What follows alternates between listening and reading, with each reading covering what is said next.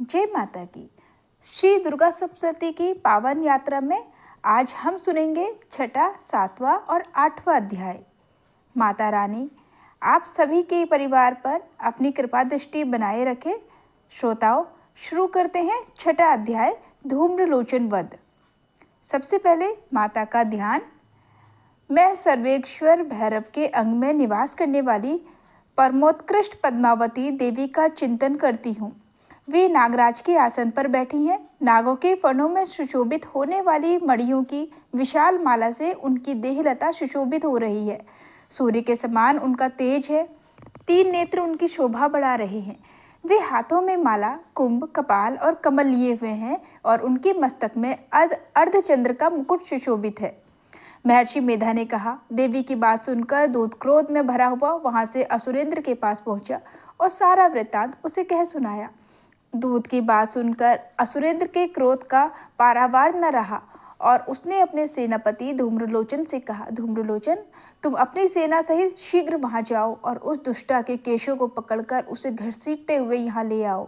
यदि उसकी रक्षा के लिए कोई दूसरा खड़ा हो, चाहे वह देवता, यक्ष या गंधर्व ही क्यों ना हो, उसको तुम अवश्य मार डालना। महर्षि मेधा ने कहा। शुंभ के इस प्रकार आज्ञा देने पर धूम्रलोचन 60,000 राक्षसों की सेना को लेकर वहां पहुंचा और देवी को देख ललकार कर कहने लगा, अरे तू अभी शुंभ और निशुंभ के पास चल। यदि तू प्रसन्नतापूर्वक मेरे साथ न चलेगी तो मैं तेरे केशों को पकड़ घसीटता हुआ तुझे ले चलूंगा। देवी बोली, असुरेंद्र का भेजा हुआ तेरे जैसा बलवान यदि मुझे बलपूर्वक ले जाएगा तो ऐसी दशा में मैं तुम्हारा क्या ही कर सकती हूँ। महर्षि मेधा ने कहा। ऐसा कहने पर धूम्रलोचन उसकी ओर लपका, किंतु देवी ने उसे अपने हुंकार से ही भस्म कर डाला। यह देखकर असुर सेना क्रोधित होकर देवी की ओर बढ़ी, परंतु अंबिका ने उन पर तीखे बाणों, शक्तियों और फरसों की वर्षा आरंभ कर दी। इतने में देवी का वाहन भी अपनी ग्रीवा के बालों को झटकता हुआ बड़ा भारी शब्द करता हुआ असुर सेना में कूद पड़ा। उसने कई असुर अपने पंजों से, कई अपने जबड़ों से और कई को धरती पर पटककर अपनी दाढ़ी से घायल करके मार डाला। उसने कई असुरों की अपने नखों से पेट फाड़ डाले और कई असुरों का तो केवल थप्पड़ मारकर सिर धड़ से अलग कर दिया। कई असुरों की भुजाएं और सिर तोड़ डाले और गर्दन के बालों को हिलाते हुए उसने कई असुरों को पकड़कर उनके पेट फाड़कर उनका रक्त पी डाला। इस प्रकार देवी के उस महाबलवान सिंह ने क्षण भर में असुर सेना को समाप्त कर दिया।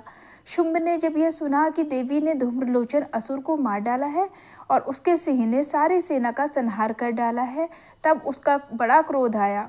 उसने मारे क्रोध के होठ फड़कने लगे और उसने चंड और मुंड नामक महाअसुरों को आज्ञा दी, हे चंड और हे मुंड, तुम अपने साथ एक बड़ी सेना लेकर वहां जाओ और उस देवी के बाल पकड़कर उसे बांधकर तुरंत यहाँ ले आओ। यदि उसको यहाँ लाने में किसी प्रकार का संदेह हो तो अपनी सेना सहित उससे लड़ते हुए उसको मार डालो और जब वह दुष्टा, उसका सिंह दोनों मारे जाएं तब भी उसको बांधकर यहाँ ले आना।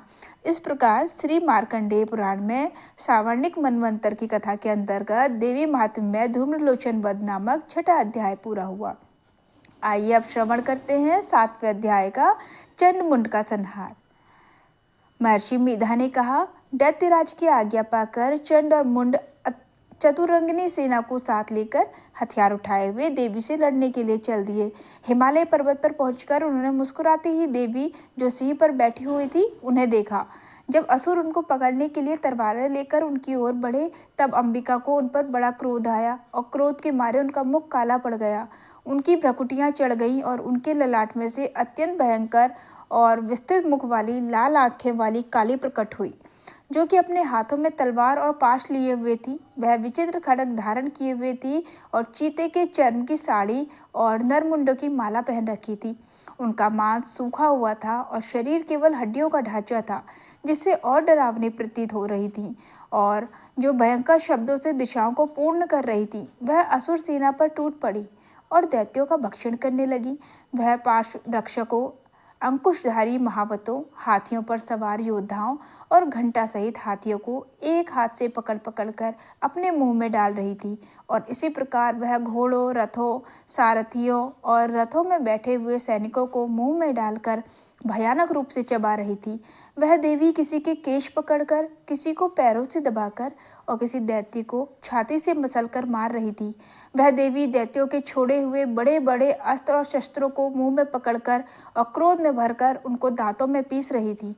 उन्होंने कई बड़े बड़े अस्त्र शस्त्रों सहित असुर भक्षण कर डाले। कितनों को रौंद डाला और कितने उसकी मार के मारे भाग गए। कितनों को उसने तलवार से मार डाला, कितनों को अपने दांतों से समाप्त कर दिया। और इस प्रकार से देवी ने क्षण भर में संपूर्ण दैत्य सेना को नष्ट कर दिया। यह देख महापराक्रमी दैत्य चंड काली देवी की ओर लपका और मुंड ने भी देवी पर अपने भयानक बाणों की वर्षा आरंभ कर दी और अपने हजारों चक्र उस पर छोड़े। उस समय वह चमकते हुए बाण और चक्र देवी के मुख में प्रविष्ट हुए। इस प्रकार दिख रहे थे जैसे मानो बहुत से सूर्य मेघों की घटा में प्रविष्ट हो रहे हों। इसके बाद भयंकर शब्द के साथ काली ने अत्यंत जोश में भरकर विकट अट्टहास किया। उसका भयंकर मुख देखा नहीं जाता था। उसके मुख से श्वेत दांतों की पंक्ति चमक रही थी। फिर उसने तलवार में हाथ लेकर हूं शब्द कहकर चंड के ऊपर आक्रमण किया और उसके केश पकड़कर उसका सिर काटकर अलग कर उसका अंत कर दिया। चंड को मरा हुआ देखकर मुंड देवी की ओर लपका, परंतु देवी ने क्रोध में भरे उसे भी अपनी तलवार से यमलोक पहुंचा दिया। चंड और मुंड को मरा हुआ देखकर उसकी बाकी बची हुई सेना भयपूर्वक वहां से भाग गई। इसके पश्चात काली चंड और मुंड के कटे हुए सिरों को लेकर चंडिका के पास गई और प्रचंड अट्टहास के साथ कहने लगी, हे देवी, चंड और मुंड दो महादैत्यों को मारकर तुम्हें भेंट कर दिया है। अब शुंभ और निशुंभ का तुम स्वयं ही वध करना। महर्षि मेधा ने कहा। वहां लाए हुए चंड और मुंड के सिरों को देखकर कल्याणकारी चंडी ने काली से मधुर वाणी में कहा, हे देवी, तुम चूंकि चंड और मुंड को मेरे पास लेकर आई हो, इसलिए संसार में चामुंडा के नाम से तुम्हारी ख्याति होगी। बोलिए चामुंडा मैया की जय। इस प्रकार मार्कंडेय पुराण में सावर्णिक मनवंतर की कथा के अंतर्गत देवी महात्म्य में चंड मुंड वध नामक 7वां अध्याय पूरा हुआ। अब श्रवण करेंगे 8वें अध्याय का रक्त बीज का वध। महर्षि मेधा ने कहा, चंड और मुंड नामक असुरों के मारे जाने से और बहुत सी सेना के नष्ट हो जाने से असुरों के राजा प्रतापी शुंभ ने क्रोध युक्त होकर अपनी संपूर्ण सेना को युद्ध के लिए तैयार होने की आज्ञा दी। उसने कहा, अब उदयादु नामक 86 असुर सेनापति अपनी सेनाओं के साथ युद्ध के लिए जाएं और कम्बु नामक 84 सेनापति भी युद्ध के लिए जाएं और कोटिवीर्य नामक 50 सेनापति और धौम्रकुल नाम के 100 सेनापति प्रस्थान करें। कालक, दोहुद, मौर्य और काल के यह दैत्य भी मेरी आज्ञा से सचकर युद्ध के लिए कूच करें।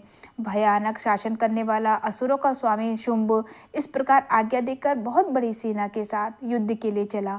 उसकी सेना को अपनी ओर आता देखकर चंडिका ने अपनी धनुष की टंकोर से पृथ्वी और आकाश के बीच का भाग गूंजा दिया। हे राजन, इसके पश्चात देवी के सिंह ने दहाड़ना आरंभ कर दिया और अंबिका के घंटे के शब्दों ने उस ध्वनि को और भी बढ़ा दिया। धनुष की टंकोर, शेर की दहाड़ और घंटे के शब्द से पृथ्वी और आकाश के बीच का भाग गूंज उठा और इसके साथ ही देवी ने अपने मुख को और भी भयानक बना लिया। ऐसे भयंकर शब्द को सुनकर राक्षसी सेना ने देवी और सिंह को चारों ओर से घेर लिया। हे राजन, उस समय दैत्यों के नाश के लिए और देवताओं के हित के लिए ब्रह्मा, शिव, कार्तिकेय, विष्णु और इंद्र आदि देवों की शक्तियां, जो अत्यंत पराक्रम और बल से संपन्न थी, उनके शरीर से निकलकर उसी रूप में चंडिका देवी के पास गई। जिस देवता का जैसा रूप था, जैसे आभूषण थे और जैसा वाहन था, वैसा ही रूप, आभूषण और वाहन लेकर उन देवताओं की शक्तियां दैत्यों से युद्ध करने के लिए आई। हंसयुक्त विमान में बैठकर और रुद्राक्ष की माला और कमंडलू धारण करके ब्रह्मा जी की शक्ति आई। वृषभ पर सवार होकर, हाथ में त्रिशूल लेकर, महानाग का कंकड़ पहनकर और चंद्र रेखा से भूषित होकर भगवान शंकर की शक्ति माहेश्वरी आई। मोर पर आरूढ़ होकर, हाथ में शक्ति लिए, दैत्यों से युद्ध करने के लिए कार्तिकेय जी की शक्ति उन्हीं का रूप धारण करके आई। भगवान विष्णु की शक्ति गरुड़ पर सवार होकर शंख, चक्र, श्रांग, गदा, धनुष और खड्ग हाथ में लिए हुए आई। श्री हरि की शक्ति वाराही, वाराह का शरीर धारण करके आई और नरसिंह के समान शरीर धारण करके उनकी शक्ति नरसिंह भी आई।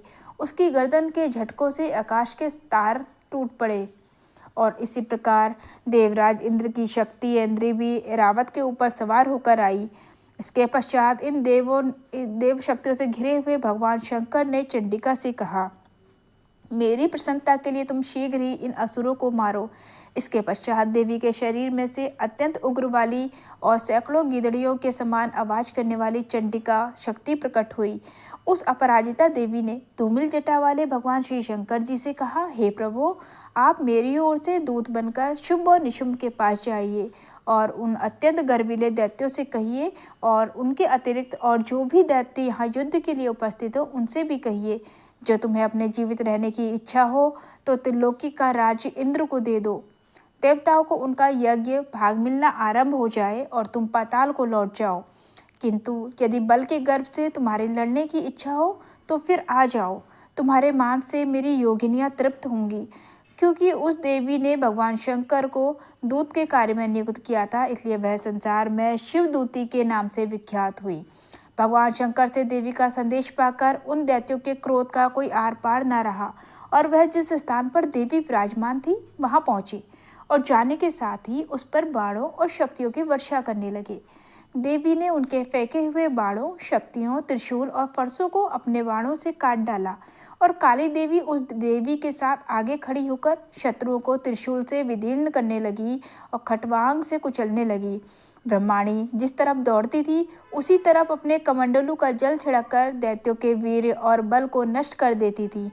इसी प्रकार माहेश्वरी त्रिशूल से, वैष्णवी चक्र से और अत्यंत कोप वाली कौमारी शक्ति द्वारा असुरों को मार रही थी और इंद्र के बाजू के प्रहार से सैकड़ों दैत्य रक्त की नदियां बहाते हुए पृथ्वी पर सो गए। वाराही ने कितने ही राक्षसों को अपने थूथन द्वारा मृत्यु के घाट उतार दिया। दाढ़ों के अग्रभाग से कितने ही राक्षसों की छाती को चीर डाला और चक्र की चोट से कितनों ही को विदीर्ण करके धरती पर डाल दिया। बड़े बड़े राक्षसों को नरसिंहें अपने नखों से विदीर्ण करके भक्षण कर रही थीं और सिंहनाद से चारों दिशाओं को गुंजाती हुई रणभूमि में विचर रही थी। शिवदूती के प्रचंड अट्टहास से कितने ही दैत्य भयभीत होकर पृथ्वी पर गिर पड़े और उनके गिरते ही वह उनको भक्षण कर गई। इस तरह क्रोध में भरे हुए मातृगणों द्वारा नाना प्रकार के उपायों से बड़े बड़े असुरों को मरते हुए राक्षसी सेना भाग खड़ी हुई और उनको इस प्रकार भागता देखकर रक्तबीज नामक महापराक्रमी राक्षस क्रोध में भरकर युद्ध के लिए आगे बढ़ा। उसके शरीर से रक्त की बूंदें पृथ्वी पर जैसे ही गिरती थी तुरंत वैसे ही शरीर वाला और वैसा ही बलवान दैत्य पृथ्वी से उत्पन्न हो जाता था। रक्तबीज गदा हाथ में लेकर ऐन्द्री के साथ युद्ध करने लगा। जब ऐन्द्री शक्ति ने अपने वज्र से उसको मार डाला तो घायल होने के कारण उसके शरीर से बहुत सा रक्त बहने लगा और उसकी प्रत्येक बूंद से उसके समान ही बलवान और महापराक्रमी अनेकों दैत्य भयंकर रूप से प्रकट हो गए। वह सबके सब दैत्य बीज के समान ही बलवान तेज वाले थे। वह भी भयंकर अस्त्र शस्त्र लेकर देवियों के साथ लड़ने लगे। जब ऐन्द्री के वज्र प्रहार से उसके मस्तक पर चोट लगी और रक्त बहने लगा तो उसमें से हजारों ही पुरुष उत्पन्न हो गए। वैष्णवी ने चक्र से और ऐन्द्री ने गदा से रक्तबीज को चोट पहुंचाई। वैष्णवी के चक्र से घायल होने पर उसके शरीर से जो रक्त बहा उससे हजारों महाअसुर उत्पन्न हुए जिनके द्वारा यह जगत व्याप्त हो गया। कौमारी ने शक्ति से, वाराही ने खड्ग से और माहेश्वरी ने त्रिशूल से उसको घायल किया। इस प्रकार क्रोध में भरकर उस महादैत्य ने सब मात्र शक्तियों पर पृथक पृथक गदा से प्रहार किया और माताओं ने शक्ति और शूल इत्यादि से उसको बार बार घायल किया। उससे सैकड़ों महादैत्य उत्पन्न हुए और इस प्रकार उस रक्त बीज के रुधिर से उत्पन्न हुए असुरों से संपूर्ण जगत व्याप्त हो गया, जिससे देवताओं को भय हुआ। देवताओं को भयभीत देखकर चंडिका ने काली से कहा, हे चामुंडे, अपने मुख को बड़ा करो और मेरे शस्त्रघात से उत्पन्न हुए रक्त बिंदुओं और रक्त बिंदुओं से उत्पन्न हुए महाअसुरों को तुम अपने इस मुख से भक्षण करती जाओ। इस प्रकार रक्त बिंदुओं से उत्पन्न हुए महादैत्यों को भक्षण करती हुई तुम रणभूमि में विचरो। इस प्रकार रक्त क्षीण होने से यह दैत्य नष्ट हो जाएगा। तुम्हारे भक्षण करने के कारण अन्य दैत्य उत्पन्न नहीं होंगे। काली से इस प्रकार कहकर चंडिका देवी ने रक्त बीज पर अपने त्रिशूल से प्रहार किया और काली देवी ने अपने मुख में उसका रक्त ले लिया। तब उसने गदा से चंडिका पर प्रहार किया, प्रहार से चंडिका को तनिक भी कष्ट न हुआ, किंतु रक्त बीज के शरीर से बहुत सा रक्त बहने लगा। लेकिन उसके गिरने के साथ ही काली ने उसको अपने मुख में ले लिया। काली के मुख में उस रक्त से जो असुर उत्पन्न हुए, उनको उसने भक्षण कर लिया और रक्त को पीती गईं। तदंतर देवी ने रक्त बीज को, जिसका कि खून काली ने पिया था, चंडिका ने उस दैत्य को वज्र, बाण, खड्ग और ऋषि इत्यादि से मार डाला। हे राजन, अनेक प्रकार के शस्त्रों से मारा हुआ और खून से वंचित वह महादैत्य रक्त बीज पृथ्वी पर गिर पड़ा। हे राजन, उसके गिरने से देवता अत्यंत प्रसन्न हुए और माताएं उन असुरों का रक्त पीने के पश्चात उद्यत होकर नृत्य करने लगी। इस प्रकार श्री मार्कंडेय पुराण में सावर्णिक मनवंतर की कथा के अंतर्गत देवी महात्म्य में रक्त बीज वध नामक 8वां अध्याय पूरा हुआ।